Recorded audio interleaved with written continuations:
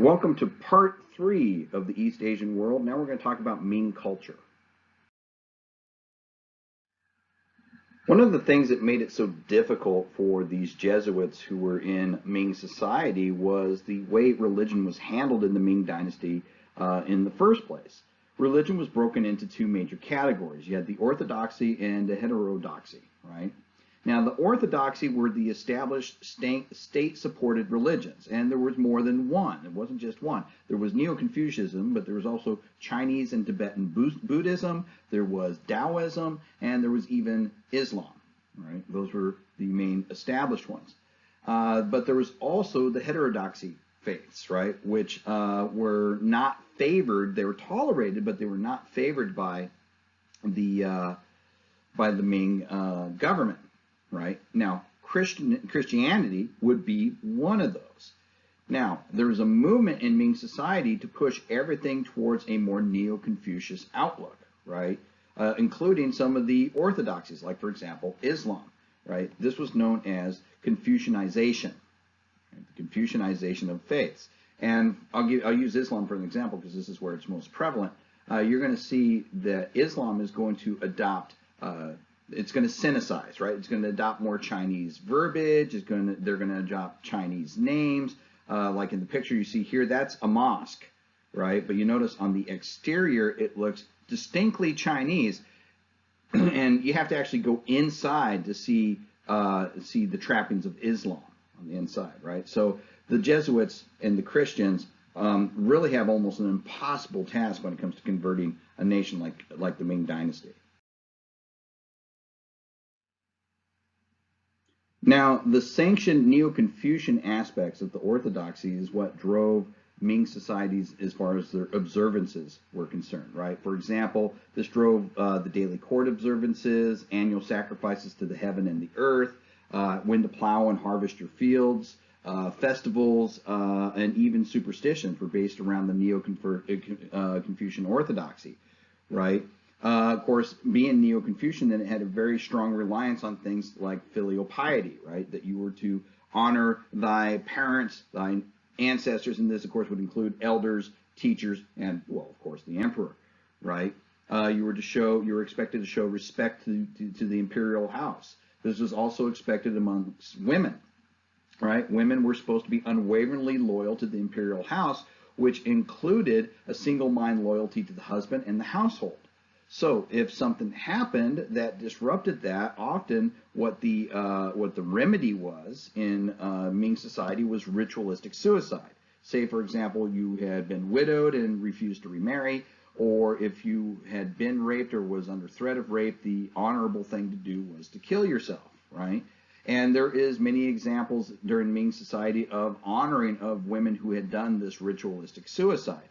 Right, between 1368 and 1644, the Ming dynasty honored somewhere around 40,000 female suicides. Right, another practice in Ming society was the practice of foot binding.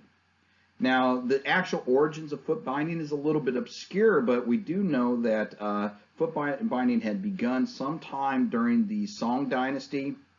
Right, the middle of the Song dynasty. It had been adopted by the Mongol Yuan dynasty and continued on through Chinese culture to the current day. What would happen is parents would take daughters and begin binding their feet with these really tight straps beginning at the age of about 5 and 6. And what you end up is like what you see here in this picture, right? The feet are incredibly small. Well, they're incredibly disfigured. Now, the Orthodoxy shapes Ming society, and it's the Orthodoxy through the Neo-Confucian aspects of the state-sanctioned hierarchy. However, it's not always followed, sometimes not even by the emperors themselves, right? For example, you're going to have women who are going to refuse the ritualistic suicide, right? You're going to have emperors who are going to break away from the Orthodoxy, like, for example, the first guy here, you see Qingde. Qingde is going to be more interested in drinking and experimenting with Taoist elixirs of immortality than he is with any of the Neo-Confucian Orthodoxy. The next guy here is Wan Li. Wan Li is going to ignore the Neo-Confucian Orthodoxy and really the role of the emperor for 20 years, even though he was emperor at the time. Finally, Tang Chi, that you see here, the last one here, he is going to devote his time as emperor to carpentry, and he's really, honestly, not even very good at it. But he's going to completely ignore his imperial duties during that time, deferring it on to eunuchs, right? Ultimately, that means the heterodoxy is going to win out, or at least gather momentum, and you're going to see several examples of these rather strange religious concoctions as a result. For example, there was one faith known as the 3-in-1 religion, which combined Confucianism, Buddhism, and Taoism all into one package. Theater was very popular in Ming society, especially when it was at its peak. In particular, there was a love of dramas. These dramas all tended to have very similar themes, though. They tended to have, it was moral, uplifting stories with filial sons and chaste wives, honest officials. The stories were often romantic tales, tales of heroes, and often also the supernatural. Writing was also prolific during the Ming Dynasty. This was largely thankful for the woodblock prints that they would create. It allowed them to mass produce writings. Now, typically, morality books and manuals on Confucius rituals were the ones that were in most demand, right? These were books that, gave guidance on how you should live. As a matter of fact, some of them even had ledgers of merit and demerit, literally a point system. So if you did something, you would get points. You did something meritorious, you'd get points. And if you did something that wasn't meritorious, you would lose points, right? So, like, for example, if you ensured the fidelity of a woman, you would get 100 points, and a little pop-up would appear above your head that says achievement unlocked, right? If you fed a hungry person, 1 point, right? There was all these different ways you could build points in these morality books. Many romance or just novels in general were very popular. Matter of fact, here are the 4 most popular novels during the Ming period. First one is Romance of the Three Kingdoms. This is a tale that's written as if it's history, even though it's fictional, and it tells the story of the three kingdom periods and the complex relationship between the 3 kingdom leaders, Cao Cao, Sun Quan, and Liu Bei.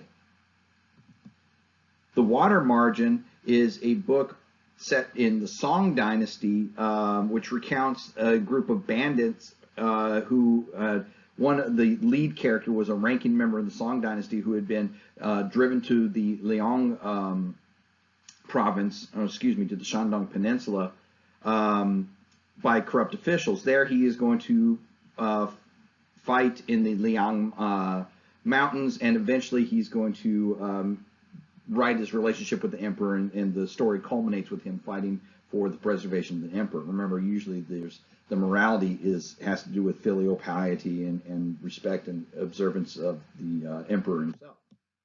Right. Journey to the West is the story of a Tang monk named Shangzang who traveled to India in search of Buddhist sutras.